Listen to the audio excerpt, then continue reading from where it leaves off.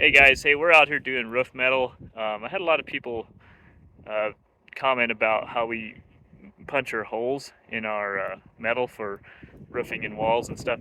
And there's pretty debate on, drilling versus punching holes. That's what I do a lot, punching holes. We've done some drilling lately. I've done it both ways. So I basically did, behind me, this roof I'm standing on is drilled. One above me there is punched. I can show a difference. To me, it doesn't look any different when you're done. Um, when you punch it, originally it kind of makes a slight dimple around it, but it doesn't do.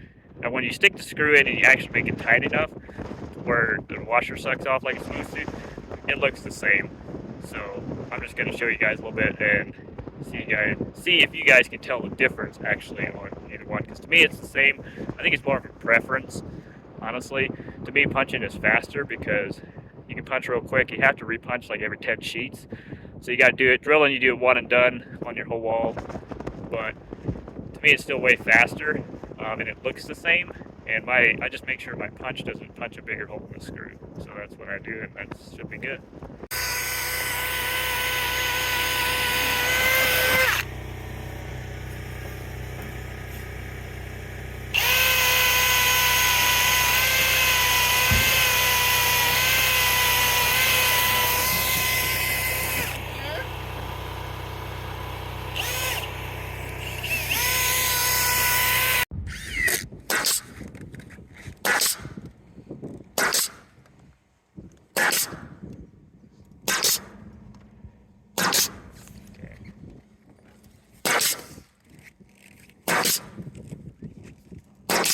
Alright, so this metal here is the one that's drilled, as you can see here.